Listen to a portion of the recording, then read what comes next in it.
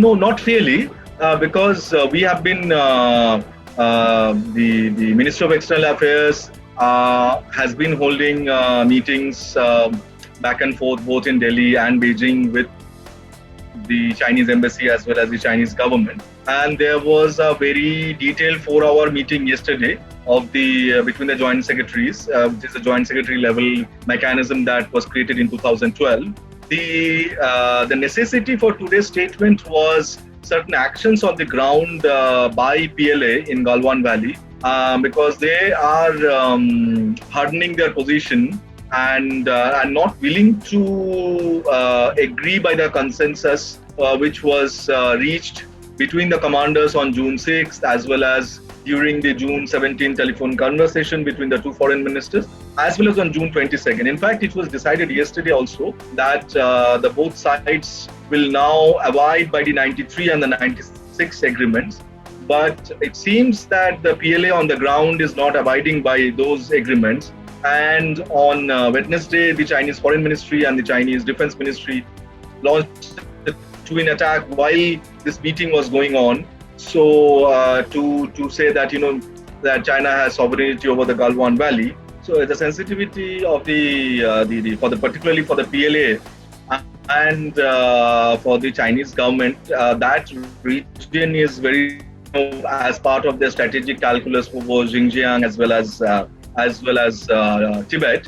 So when the efforts by the Indian side to beef up infrastructure on the Indian side of the line of actual control is seen as a threatening posture by the Chinese side, despite repeated assurances from Delhi that this is not in any way changes the status quo on the ground and doesn't really alter the 93 and the 96 agreements reached between the countries. But it is China which is violating the 93 and the 96 agreements, which was reached for managing the line of actual control.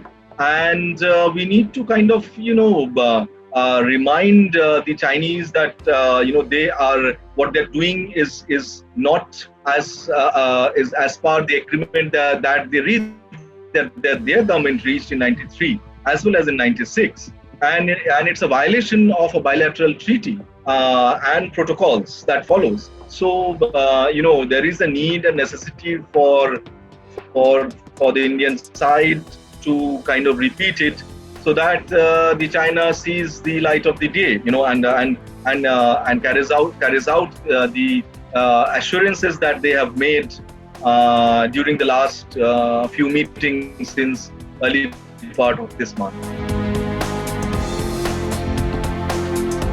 If people think that the conflict is going to be costly for India, they are misreading the situation. If the conflict is going to be equally costly for China as well.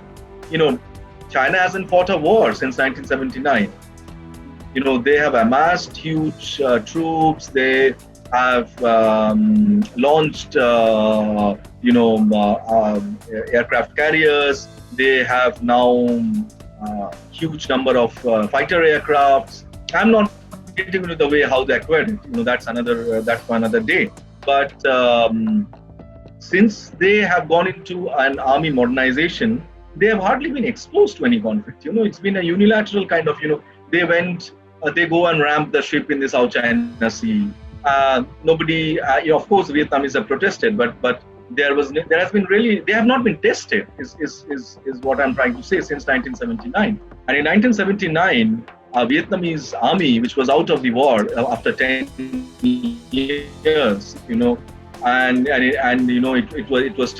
was not as modern as it is today. They gave a bloody nose to the Chinese. So they should realize that their army hasn't been, or the armed forces have been tested, and they actually don't do many joint exercises.